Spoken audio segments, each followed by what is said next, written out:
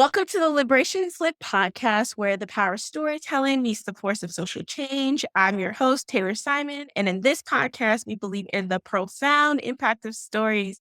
And I'm super lit to be here with my good sis, Jennifer Bartell Boykin, City of Columbia Poet Laureate, among lots of other things. So, how you doing, Jennifer? Hey Taylor, I'm doing pretty good. How are you doing? Doing fabulous. So let's get into it. Can you kick us off by telling us a little bit about yourself and your work as a writer, and also a little bit about your role as City of Columbia Poet Laureate? Yeah. So I am the Poet Laureate of Columbia, and my work primarily focuses on my experience as a Black woman who grew up, a Black woman slash Black girl, because I do a lot with memories, but just growing up in the rural South, growing up in the country, growing up in the woods, and telling those stories. So I write about my grandmother a lot because she was a really big inspiration to me. She was a great storyteller. She told great stories, and she's a big reason why I became a writer. So telling the stories of people like my grandmother, my mother, and my father, and the other people from Johnsonville who I maybe knew, who maybe I didn't know, just bringing those stories to the forefront. Because one thing I always like to say is not all of the Negroes migrated up north or out west. Some of us stayed down here in the South, and there are these stories that people have, between the Great Migration and now of about Black people who stayed in the South for whatever reason. I had maybe some aunties that did, migrate late, like maybe in the 60s and 70s or something like that. But most of our family stayed down here and is still here. We have a few in other places, but most folks are here. So telling those stories of these regular folk in places like Johnsonville and Hemingway, where I grew up. So yeah, I don't know if that answers your question, No, that but was perfect. yeah, so that's kind of, what I center in my work, Black stories, memories, recovering memories, reconstructing memories, my own memories, and then also the memories of my ancestors, like my direct ancestors, like my mother, my father, my grandmother, and others. So yeah. So and in my work as poet laureate, I've done a few workshops and some readings, but the crown jewel of my poet laureateship has been the Soda City Poetry Festival, which I founded and organized last June, and it's coming back this coming June. We're going to expand the scope a little bit and include poets from across the state. So I'm really excited for folks to come to Columbia, and experience poetry. So yeah, that's kind of been the main thing. It's been, I think, one of the challenges has been juggling being poet laureate with working full time and being a mother and being a wife and being a sister and being all the other things that I am. So I've really been conscious of making sure I'm not that mule that Zernia Hurston wrote about. I don't want to give myself too much and work myself to the point where I have a mental breakdown or I'm just like, oh my gosh, I'm so burnt out. I can't do anything. And so I really believe in, as Trisha Hershey would say, the power of rest, right? The power of naps, the power of, you know what? I'm just gonna wait. I'll do that later. I need to lay down. I need to get something to eat. I need to just go to sleep. So that means that sometimes certain things don't get done, and it maybe mean that sometimes I have to say no to certain things, but that's just something I have to do for my mental well-being. And another thing that I've done as poet laureate that I've really enjoyed is writing commissioned poems. So people contact me and say, "Hey, we have this event, this occasion, and we want you to write a poem, or we want you to come and read." So that's been really fun to do, like figuring out how to write into a moment or write about a person and being able to present that to people. That's been really fun. And I love the work you are currently doing. And To be honest, I didn't know anything about our Poet Laureate program here in Columbia until you were the Poet Laureate. So that is really cool to just be able to look up to someone in this position, and I think it's really cool too to say that we have such a strong Poet Laureate program here in Columbia when there's a vacant position statewide, and that's Yes. been an Yes. issue. Yeah, so it's the thing about the poet position in Columbia is it's still fairly new. So Ed Madden was the first poet laureate, the inaugural poet laureate of Columbia, and he started in 2015. So, and actually, a quick trivia fact, Ed Madden was the first, like, city laureate in the state of South Carolina. So there wasn't any other city or regional laureates in South Carolina. Columbia had the first city laureate in the state. So when he became poet laureate, it was him and Marjorie Wentworth, and though Marjorie Wentworth being the state poet laureate at that time, and so that was kind of the poet laureate network in South Carolina. And now there's so many of us now. I was just yesterday at Angelo Jeter's last reading as poet laureate. He's the poet laureate of Rock Hill.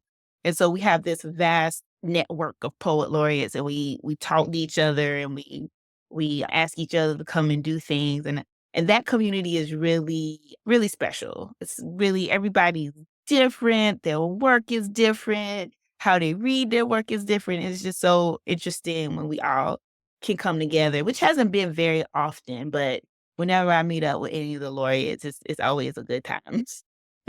I love it. And I know, in addition to you being City of Columbia Poet Laureate, I was connected to you in the work that you were doing in Spring Valley at the time.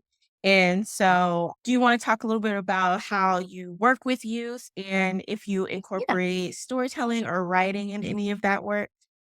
Oh, yes. So I taught at Spring Valley for 10 years. I'm currently a middle school librarian right now, so I'm not at Spring Valley right now, but while at Spring Valley, I had the privilege of teaching creative writing. So I had creative writing classes, I had poetry club. I founded the first DAYLO of the Midlands at Spring Valley, which is we got like one active member right now, which I'm still kind of mentoring him, even though I'm not there anymore. It's like, hey, this we still communicate, and you saw us last month at the board meeting. So it's just I what I love about teaching and writing to young people is they get to express themselves in a way that they otherwise wouldn't be able to. So our young people are very emotionally aware. They have a lot to say. And sometimes that voice gets stifled. Like sometimes people are like, oh, you're young. You don't know what you're talking about. Your life is great. And for some of our young people, that is so far from the truth. So writing gives them that creative and constructive outlet that they need to release their feelings or their thoughts on certain issues. I know that for me, writing, when I was that age, when I was a teenager, writing was a really great outlet for me. And I'm proud to share that with students. And of course, there are always students that they don't care about it either way, or they thought they didn't care about it, then they get in, and it was like, oh, this actually, I kind of like this. And then you have the ones that are just writers and they love to write and they just get in there and they get all these skills.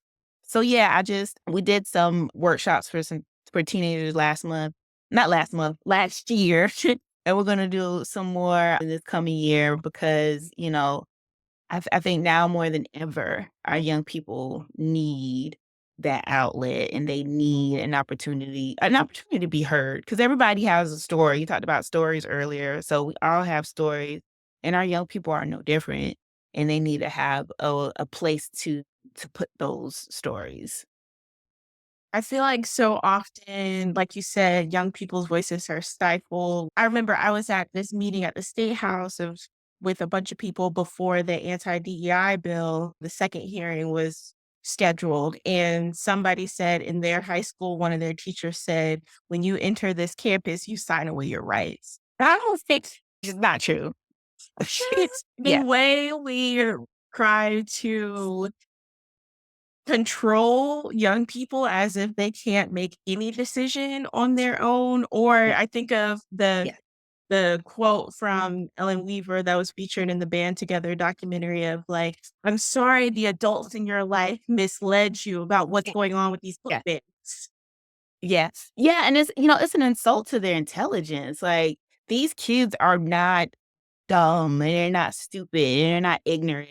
They know what's going on, especially like a student in DAYLO that's, studied the thing and they have this history. But students in general are just not, they're not dumb and they're not stupid. And I think they're starting to realize that, and that's why they're trying to take away student rights, because a lot of the conversation is around parents' rights. But what about the students? And the students they retain their First Amendment rights when they go to school. So that's the biggest issue, just making sure the students are having access, because it's all about access at the end of the day. And, as a librarian, we want to provide a variety of books so that when a kid comes in and they say, "Hey, do you have an LGBTQ graphic novel?" We are able to provide that to them. We don't force books on the kids. And that's another, myth about school librarians. We do not force books on kids. We make books available.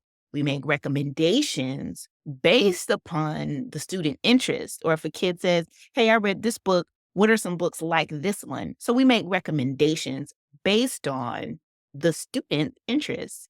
And then it's up to the student. We don't force kids to check out books that they don't want. They choose the books that they check out. And so it's important for folks to remember that it's the students choosing what they want to read. We're not forcing them to read it. And I just I really wish that instead of a parent seeing a book that they don't like, seeing a kid with a book that they don't like, instead of the automatic response being, "Oh, that book gonna get banned. Nobody should be reading that book." I wish the response was having a conversation with the child. Saying, "Hey, I saw you chose that book. I was wondering why you chose that book." And then the child saying, "Oh, well, I da da da da." And then this is a novel idea. Read the book, get a copy of the book and read the book with the child and have like your own little book club and y'all talk about what's happening in the book. Because I haven't heard of anybody reading a book that turned them gay. Like I've never heard somebody say, "Yeah, I read that book, and after that, I was convinced." That's not how it works, number one. But yeah, a kid is fully capable of reading a book with a gay character as the protagonist and not come out gay. Like that's not books don't turn kids gay. Books don't Or kill. lead to a pornography addiction like that one parent during that one school board meeting said. No, because really, and I said this to someone the other day. I'm like, when a kid says, when if a kid is thinking about, "Oh, I want to see some sexual imagery," their first inclination is not to pick up a book, especially when they have these, and it's so much easier to access things through the phone now and through the internet. So there's a lot easier ways for them to access that thing. And also, I have to say, I forgot to say this at the beginning, but I am speaking on my own behalf. I am not speaking on behalf of any of my employers. I have to say that so that everybody knows. Yes, it's all personal opinions here, except for me, which I'm speaking on my personal opinion and on behalf of my employer, Liberation is Lit, which is the bookstore I own. Yeah. But let's go back for a second and talk about DAYLO and the work that they're Mm. doing in the fight against censorship and kind of how you got involved with starting that first Oh, yeah. chapter. So DAYLO, of course, stands for Diversity Awareness Youth Literacy Organization. And the way I got involved with DAYLO was through my friendship with one of its co-sponsors, Jonathan Haupt, who is based in Beaufort, of course, director of the Pat Conroy Literary Center. And so I've known Jonathan probably for about 10 years now. I've known Jonathan back when he used to work for USC Press. And so when he when he started DAYLO, I think the first time he got in contact with me about DAYLO was last year, probably 2023. And I was at the I don't think it's called Freedom to Read. I was at the event the state library has where it's the little kids, it's the early childhood kids, and they go to the state house. I can't Oh, I know what remember you're the name talking of about. They're the having that, like, read-in in the 2 read-in. weeks. Yes, Yeah, the yeah. read-in. The read-in, yeah. So they asked me to speak at the read-in, and Jonathan had a group of DAYLO kids who came up for that, and that was the first time I was able to kinda meet some of them. And from there, Jonathan was like, you could start a chapter at Spring Valley." And I was like, "Oh, really? Okay." I'd already I was already doing poetry club, and so I was like, and I already knew some of the poetry club kids would probably be interested, and then I knew some other students that I knew would be interested as well. And so we got together. Daylo primarily is a book club. It's first and foremost a book club, but it also has the censor, censorship, Lord have mercy, advocacy arm that's kind of their public facing. That's how most people know Daylo. The kids going to school board meetings and the documentary and all kind of different things like that. But it's a book club, and then they also do literacy events like reading the kids and things like that in the community. We we we didn't get a chance at Spring Valley to do many literacy projects. We wanted to try to do something with middle schools because mm, there's something about middle school that kind of sucks the love of reading out of kids. So by the time they make it to high school, they're just like, I hate reading. I'm not gonna read.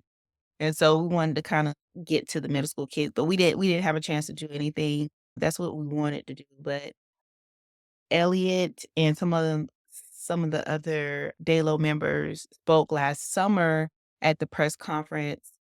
I think Pro Truth had that press conference with when the state board denied AP African American Studies. And so Elliot spoke at that, I spoke at that, and that was probably the first time that I've kind of spoken out in that way publicly. Yeah, and then Elliot has spoken at a couple of other board meetings and has been doing some other things, got some articles and different things out. But yeah, so Elliot is holding down Daylo Columbia right now. I love it, and I'm trying to kind of figure out ways I can support DAYLO here, but I'm not in a school, so I'll Yeah, keep thinking about it.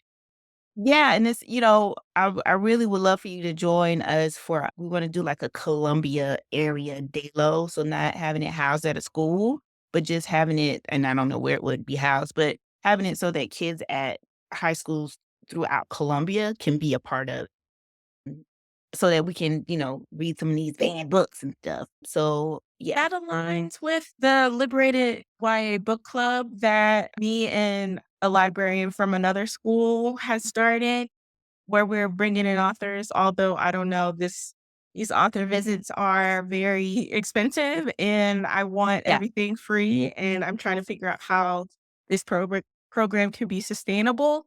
So, we'll get creative, and maybe we should all get together and see how we can kind of merge ideas one day. Yeah, yeah, let's do that. Let's do that. Yeah, stay tuned. And I'm looking to kind of grow a whole coalition of school librarians who want to do more things outside the school so they don't have to be as public facing or feel like they're risking themselves in some way. So, Yeah. Yeah, because I think that's a big thing with people because it's kind of like nobody really says, "Oh, you don't say anything." Nobody says that explicitly, but it's kind of implied that, if you say something, then maybe something will happen. So people just that fear just really holds people back 'cause they have opinions, they have things that they want to say, but the fear prevents them from doing it. And that's a huge issue. It's a huge thing because fear can be crippling, be paralyzing. Yeah. yes, and that's why I feel privileged to be able to speak up at school board meetings and state house meetings because, again, I'm speaking on behalf of my personal opinion and the opinion of my employer, Liberation is Lit. Yeah. And if you can't tell what the mission is by the name, then let me school you. But I definitely get that fear is a real thing. And I commend you for your work and being more public with speaking out about how children's and students' rights should be taken into account as well. So Mhm.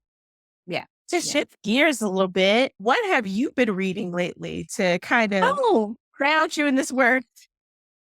Yeah, so the last I'll tell you the last 2 books I read and then what I'm reading.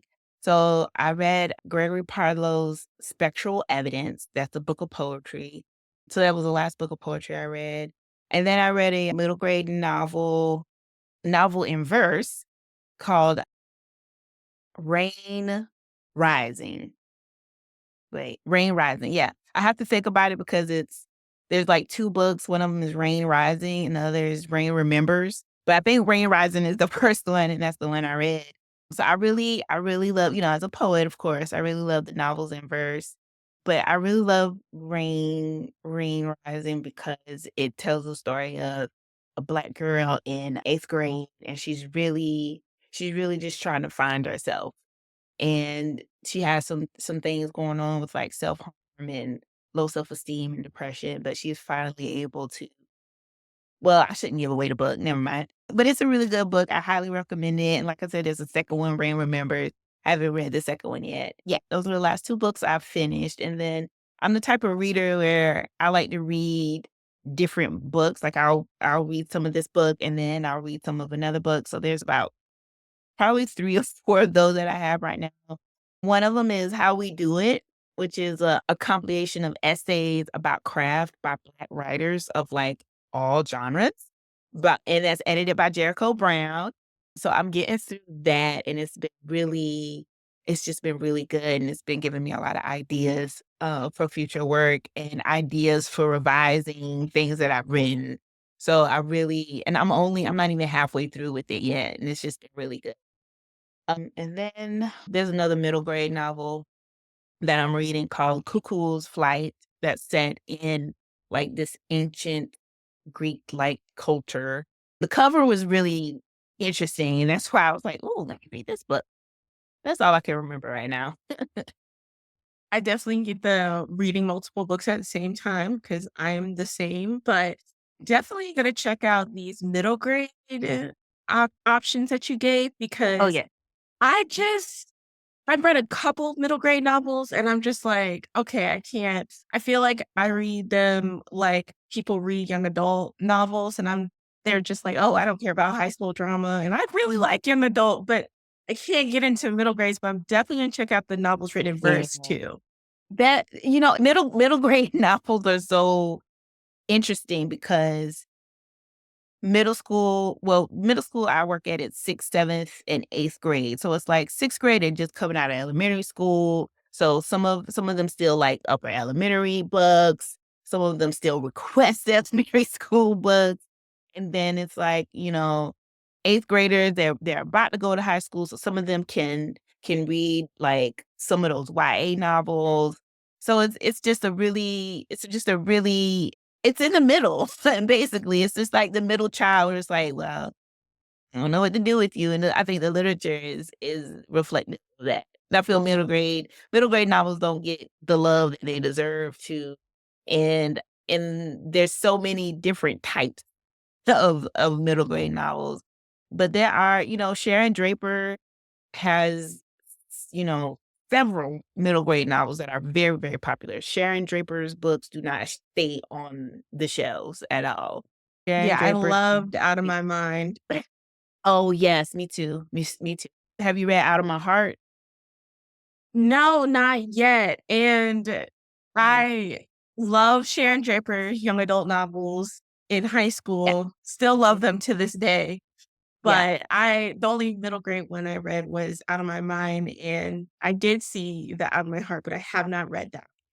I haven't read Out of My Heart either. I keep looking at it and I'm like, I need to read this one because I really enjoyed Out of My Mind. She's such a great storyteller. Yeah, so it's, Donna Barbara Hugera came to Columbia a couple weeks ago, and she has some good some good novels. She has a sci-fi novel called The Last Quintista, and I'm probably saying that wrong, but it's basically means the last storyteller. And this sci-fi world. I usually don't like sci-fi stuff, but I really like this story because it starts with it's a middle grade age girl. And she's with her grandmother in the desert, and her grandmother's telling her the story. And her grandma's like, "And one day you're gonna be a storyteller too." And then like the girl's parents is like a botanist or something, and they know the world's about to end. So they got the spaceship and they go off and they're like, yeah, we're gonna get to wherever in so many years, hundreds of years later, and we're gonna do have a new life and stuff like that. And I don't want to give away too much of the book. It doesn't go as they thought it was gonna go. I'm gonna just say that. And the young lady is the last story. She becomes the last storyteller. That's all I'll say. But it's a really good book. I really That enjoy it. reminds me of the middle school version of The Death of the Author by India Porfor. I think Mhm. that's how you say her name. It's like one of her most recent ones, and Oh. I just finished that like a couple days ago, and it's also sci-fi. It's also about a final storyteller, but it's a novel Ooh. within a novel that the our author is writing about a story called Rusty Robots, and it's after all of the Mm. humans die off, and the only thing robots can't do that humans can is tell stories. And this That one yeah. tries to tell like, tries to create its own story, not from taking Mhm. pieces from other data sets, but to create her own story.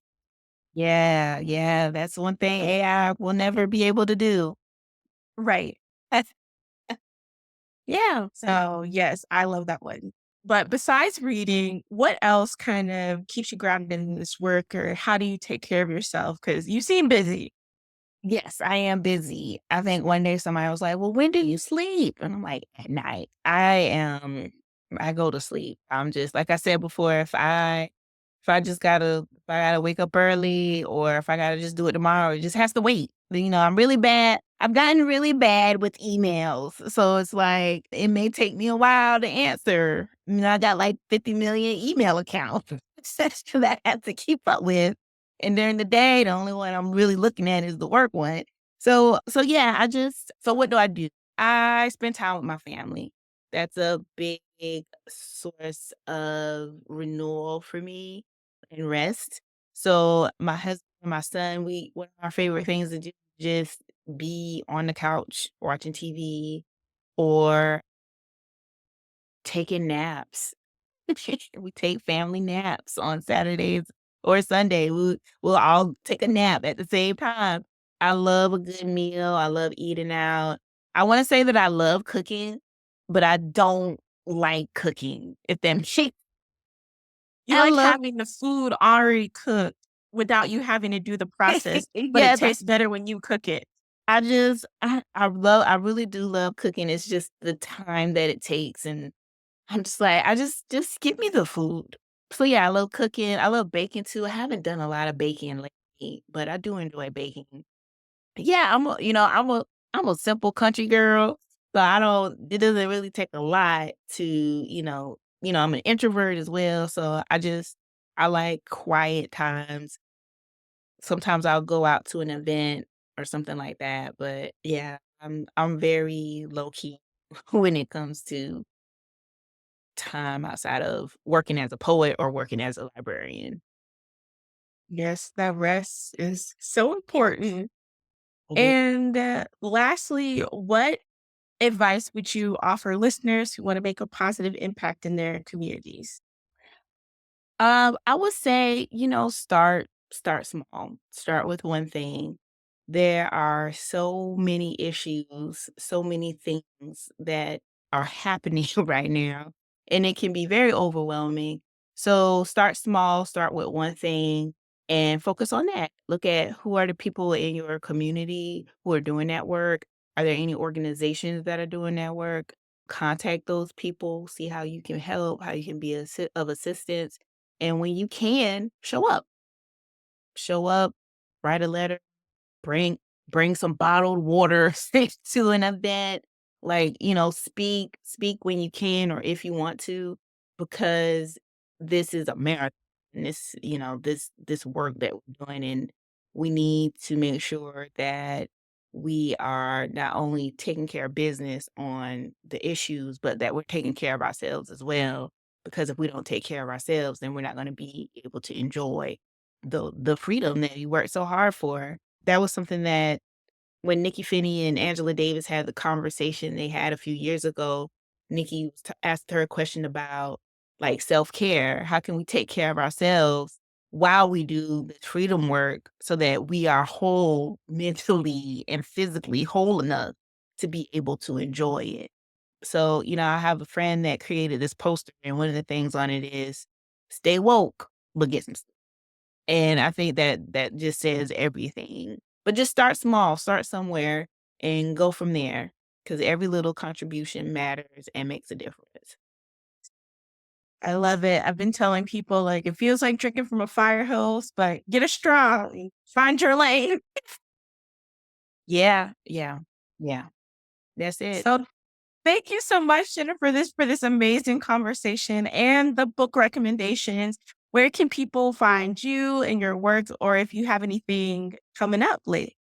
So they can find me at jenniferbartellpoet.com. I will be at the Read Freely Fest this weekend, March 28th through the 30th. So please come and check me out if you can. I'm on Instagram, Facebook as Jennifer Bartell Boykin. I'm on the others too, but those are the two that I'm the most active on. And again, if you message me on Instagram, it might take me a while to get back to you, but I'll get back to you. Well, thank you again, Jennifer, for the conversation. And I'll make sure to link all the places that people can find you in the show notes. And thank you, listeners, for being a part of the Liberation is Lit podcast. You have stories you want to share, or want to suggest any topics, or just want to connect with us, you can find us on Instagram, Facebook, TikTok at Liberation is Lit, or visit our website, liberationislit.com. If you enjoyed the episode, please consider leaving a review. And remember, your voice matters. And together, through the lens of stories, we're going to make a difference in the world. Until next time. Bye.